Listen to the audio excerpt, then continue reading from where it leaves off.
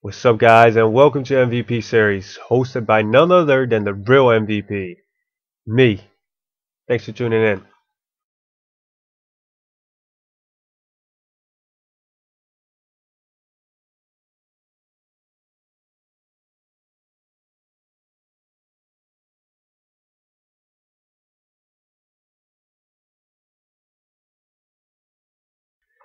On the outside looking in, we have Zach Randolph, Dirk Nowitzki, and Mike Conley. I will start off with Dirk Nowitzki.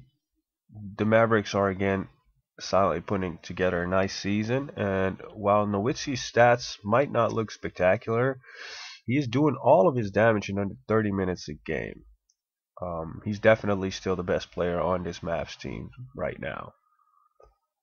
Both Randolph and Conley made this outside looking in because of the following two facts. First of all, the Grizzlies are the second team in the league, and while a lot of teams have one superior player that takes over the games, like for instance LeBron, Kobe, Carmelo, the Grizzlies have three players in Gasol, Randolph, and Conley distributing the weight of the offense and distributing the weight of the defense mostly. At number 10, Jimmy Butler. No one expected Butler to be the star for the Chicago Bulls this season, and he's doing it on both ends of the floor. Butler leads the league in minutes, but is 27th of the 30 players that we selected, 38 players that we selected for this MVP ranking in usage percentage. That makes everything he's doing all the more impressive. Klay Thompson. Thompson is having a great season so far, and he's one of the reasons, together with Curry, that the Golden State Warriors are first in the NBA at the moment. The good record warrants that Klay is in the top 10, although that could change any day because what he's doing is really good, but it's not yet at that spectacular level. Damian Lillard. The other side of Portland's success, Lillard leads his team in win shares. LaMarcus Aldridge. Aldridge is having one of the statistical best seasons of his career, while the Portland Trailblazers yet again surprised the NBA. You could argue that only a couple of players have a better stat line than Aldridge does so far this season. But the real question I've been asking myself, and I've been asked through the forums, is who is responsible for the success of Portland? Is it Aldridge? Is it Lillard? Is it a combination of both? So I did a little bit of a comparison just to look at, where what comes from. And if you look at regular season stats and per 36 adjusted stats, we have to conclude first of all that Lillard is the better shooter. He's better at every percentage category for shooting, and also he gets more steals and assists than LaMarcus Aldridge does, which is pretty normal, I would say. In every other major stat category, Aldridge is better. He's better in points, rebounds, blocks, minutes, fouls, turnovers. And therefore, I would say that statistically, if you just look at the basic stats, Aldridge is just a bit better than Lillard.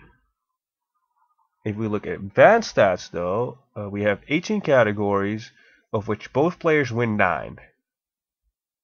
So you would say it's tied, or at least close. It is close, but we have to tell you that Lillard is a little bit better because he has the most important categories within advanced stats.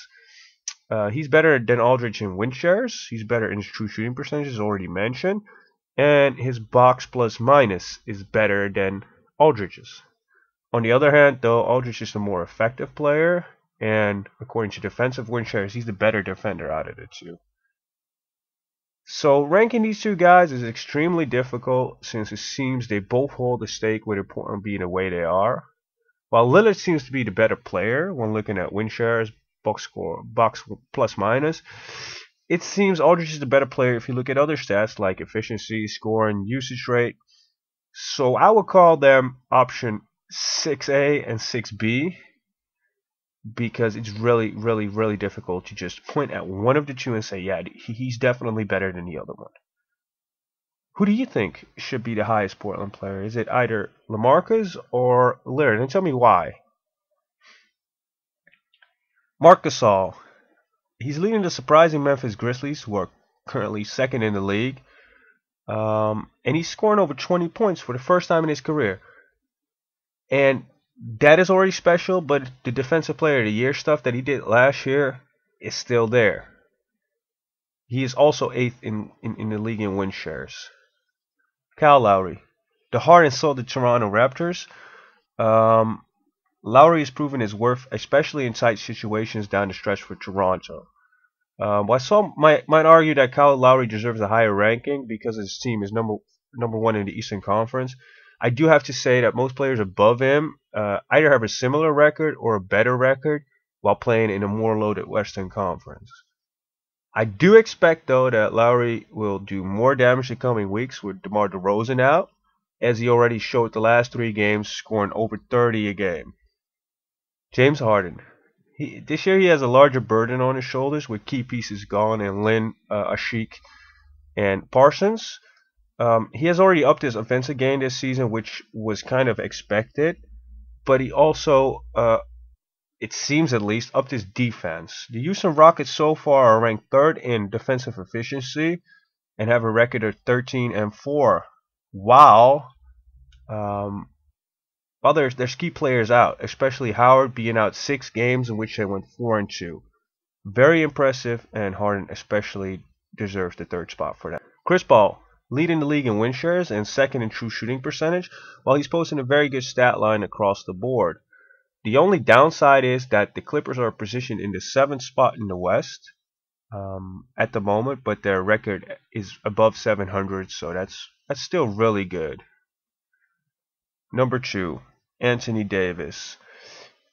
Godly stats, but unfortunately his team is having some real trouble in the Western Conference, and they're currently in the 11th spot. That makes sure that he cannot win MVP at this moment. Stephen Curry. It's really easy why Curry is first. He has the best record in the NBA.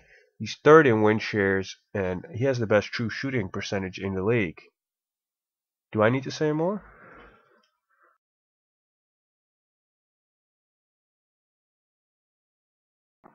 Lastly, we have a screen of all the stats of all 13 players involved. Do you agree with our list?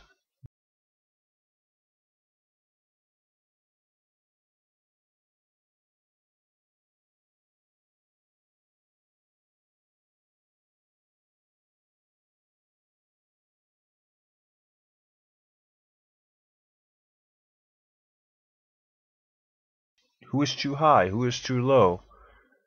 Let us know what you think of our list, and leave your comment in the comment section. And obviously, don't forget to subscribe and like our video. Thank you very much.